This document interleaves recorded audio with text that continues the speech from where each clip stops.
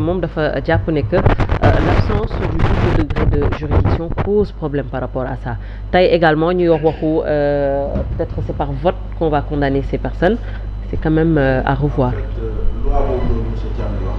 dafa am lu mu ne dafa am lu acte d'accusation mooy tax ñu jébbal nit ministre wala président de la République wala premier ministre ci haute cour de justice.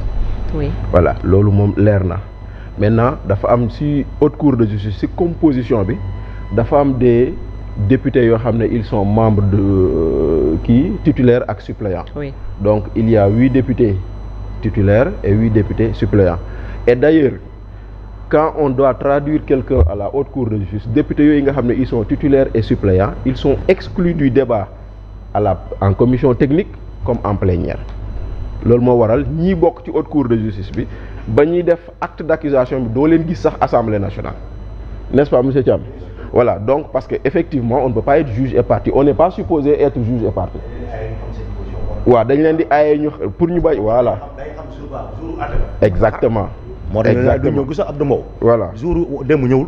tey voilà il fait partie des juges il fait des juges ñu choisir. voilà loolu leer na maintenant bu loolu jàllee. oui mais connaissant quand même l'esprit. waaw ma fa laa jëm. bu loolu jàllee on l'acte d'accusation xaaral ma ñëw. l'acte d'accusation pour qu'elle passe il faut qu'il y ait 3/5 des députés n'est-ce pas. oui majorité qualifiée. Oui. 3/5 donc 3/5 c'est 99 députés. Pastef à 135 députés kon am na ñu ko votel les traductions de tout le monde à la haute cour de justice xam nga loolu noonu muy beneen mais man dama leen di delloo ci livre bi doyen Ousmane Camara bind en 2010 mu tuddee ko mémoire d'un juge africain il dit dans son texte je sais que la haute cour de justice par essence et par sa composition a déjà prononcé la sentence avant même le procès. La participation des magistrats que sont le président, le juge d'instruction et le procureur général ne sert qu'à couvrir du manteau de la légalité une exécution sommaire déjà programmée. mooy maanaam ñii bañ lay accuser lañ la tuumal te mënoo wax déglu leen démb acte d'accusation yi Assemblée nationale. mais on va envoyer Ndeye Saly Diop Dieng au tribunal xaw ma de la Côte d'Or pour ñaari climatiseur ça fait rire mais c'est pas. Oui, je suis d'accord. Pour 2 climatiseurs, on va l'amener à la haute cour de justice. Je suis d'accord. On va amener Ismaël Madior Fall à la haute cour de justice parce que quelqu'un a dit que daf ko jox xaalis. Mais ce quelqu'un-là, arrêtons-nous sur lui. Dans un pays normal, ce quelqu'un-là, le jour où il dit ça, on doit l'arrêter. ñoom ñaar ñoo war a bokk sor. Parce que moi, je ne peux pas dire que man ak Omar ñoo ànd deal ma taxaw di yoole Omar may ñibbi sama kër. mais quelle est la différence avec le cas de Lat Diop? benn la c'était le précédent dangereux. mais parce que loolu loi bi wax. mais justement. initiateur da nga am sa constat c'était loi bi moom c'était une loi très très tendancieuse. mais alors daf na le dénonciateur dans une corruption dénonciateur. mais non mais au moment des faits mais attention monsieur Thiam c'est au moment des d'accord na mais c'est monsieur Thiam c'est au moment monsieur Thiam c'est au moment des faits. article 150. mais monsieur Thiam c'est au moment des faits actuellement les faits se sont passés c'est bien après que la personne vient dénoncer ou vient avouer les faits. dénoncer les corruptions yooyu la moo tax. monsieur Thiam li ngay wax noonu d'accord naa si de mais il ne l'a pas dit au moment où les faits se sont produits il l'a dit après donc c'est ça le problème avec ce que vous dites bu ko waxoon au moment où il l'a dit on aurait compris que la personne ne soit pas inquiétée mais yow nga noppi ba tey donc aujourd'hui Ismaël Madior est victime du précédent dangereux que subit Lat Diop parce que Lat Diop tamit c'est sur la base d'une dénonciation comme ça qu'il se retrouve en prison et le dénonciateur se retrouve à prendre les avions et en parenthèse pour le cas Lat Diop aujourd'hui la haute cour de justice de la CEDEAO a condamné l'État du Sénégal dans la restriction de ses libertés. 5 millions à lui payer. Voilà donc c'est pour dire que. mais bon loolu tam on l'a revu Karim Wade gisoon nañ ko comment ça marche. Ces décisions n'ont jamais été respectées. mais non c'est pas parce que les décisions n'ont jamais été respectées qu'on n'en parlera pas. L'État du Sénégal a été en faute devant Karim Wade, l'État du Sénégal est en faute devant Lat Diop. Donc là il faut le constater. Voilà maintenant aujourd'hui le même État qui avait refusé de respecter les droits de Karim Wade, c'est le même État qui n'a pas respecté les droits de Lat Diop pour se faire condamner à la haute cour de justice de la CEDEAO.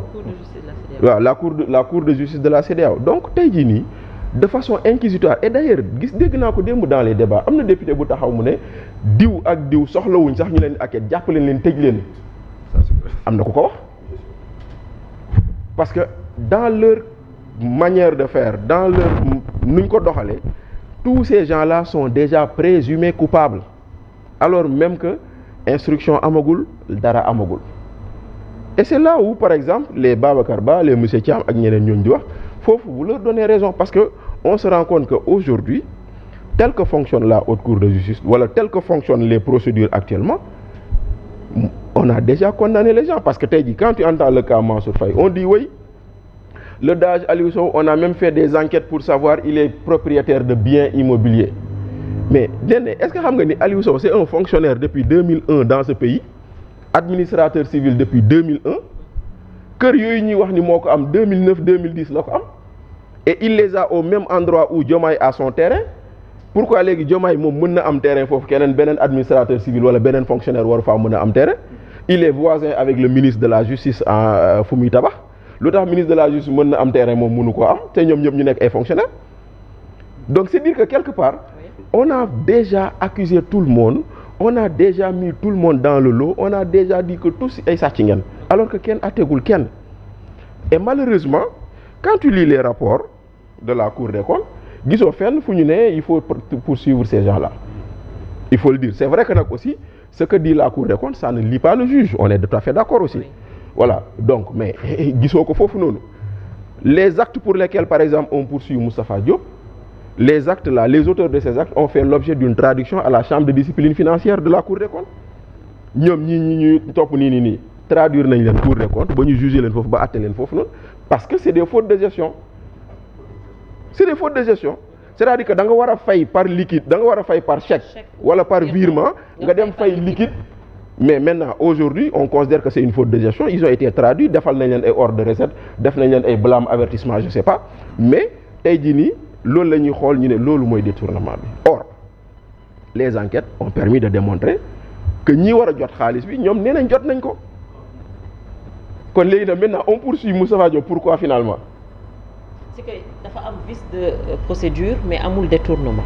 mais bon on peut dire vice de procédure on peut dire comme ça mooy maanaam nit ki dafa waroon fay par chèque mu dugg ci compte mu jox ko chèque nee na Aïcha mu dem mu encaissé ko wala boog mu joxe numéro compte am ñu jógee ci compte dugg ci compte parce que procédure administration moo ne bu xaalis bi dépassé 100 000 francs dafa war a dugg ci compte mais yow yaa ngi liggéey loo ay tailleur c'est l'informel nous sommes un pays à 98% économiquement informel yaa ngi liggéeyloo ay tailleurs yi nee nañ boo leen ñu fayul cash du ñu liggéey bu ñu la livrer dañ ñuy fay léegi nag le gars s'est permis de payer cash ñu ne ko waroo woon pay cash ok oui mais d'accord mais on est tout à fait d'accord mais on est tout à fait d'accord léegi nag maintenant la question mooy combien de masques ont été commandés est-ce que ces milliards-là ont correspondu au nombre de masques livrés loolu moo am problème nga na doon 100 milliards moi j'ai pas de problème na doon 100 milliards j'ai pas de problème l'essentiel moo di ni est-ce que les 100 milliards sortis représentent l'équivalent en espèces de en termes de masques produits voilà donc aujourd'hui ñooñu ñu fay leen léegi nag ñu ne non noo jaar yoon donc c'est dire que quelque part nous sommes simplement dans ce qu'on a tous appris en histoire après la Seconde Guerre mondiale qu'on appelle le procès de Nuremberg ñun ñëpp jàng nañ ko c'est pas trop non c'est pas trop c'est la justice des vainqueurs c'est exagéré quand même non c'est pas exagéré je suis désolé nous sommes dans le procès de Nuremberg ta tête me plaît pas tu es un collabo des nazis je te condamne et que fait-il de la commission d'instruction mais ils peuvent charger à décharge mais attendons de voir attendons de voir mais c'est des juges professionnels oui attendons de voir mais pour l'instant moi je suis encore à l'acte d'accusation ci wolof parce que si acte d'accusation bi lañ tollaguñu ci travail de la commission d'instruction acte d'accusation bi nuñ ko posé nuñ ko tegee may ñu benn porox ndoll buy wane ni ñii am na benn soupçon de présomption d'innocence à leur endroit loolu rek laa wax moo tax ma ne nous sommes à l'ère du procès de Nuremberg moo tax tey jii nii ñoom ñëpp dañ leen a tiim teg leen nee la yaa sàcc kaay leen yéen dem leen wuy ci Ben voilà, tu as parlé de guillotine, c'est plus grave encore que ce que j'ai dit. C'est un ticket, c'est un passeport. Ah mais c'est exagéré quand même. Mais Nuremberg moom c'est grave. Mais non, mais attends. Nous savons tout ce qui s'est passé au procès. Mais oui. Mais nous savons tout ce qui s'est passé au Mais procès de après, ils ont Nuremberg. tous été fusillés. Les officiers. Mais attends, ils ont été fusillés. Ousmane Camara nous a dit que l'acte d'accusation, la haute cour de justice, par essence, on sait que ces gens-là sont condamnés avant un procès. Très bien. Omar. Mais oui. Da ngay jàll directement. Mais oui. Premier problème mi ngi noonu. Mais Omar, on a l'impression quand même que les choses se répètent. Sànq Lamine mu ngi koy wax bi Macky Sall ñëwee dekkal CREI sur une liste de 25 dignitaires ñu jàpp ci Karim Wade drapp tëj boobu ñun ñëpp ñuy nekk ci plateau yi également di wax ne que c'est pour écarter, c'est pour ceci, c'est pour cela. Oui, tout le monde a dénoncé. Justement, oui. Aujourd'hui, loolu laa wax, mais c'est la même chose. De dénoncer les mêmes choses que nous avions dénoncées hier. Comme que c'est ça l'incohérence dans ce pays. Mais ce que je veux dire, c'est que on a l'impression que même chose la ñu nekk di dundaat. Éternel recommencement. Xam nga c'est parce que Thiam Aja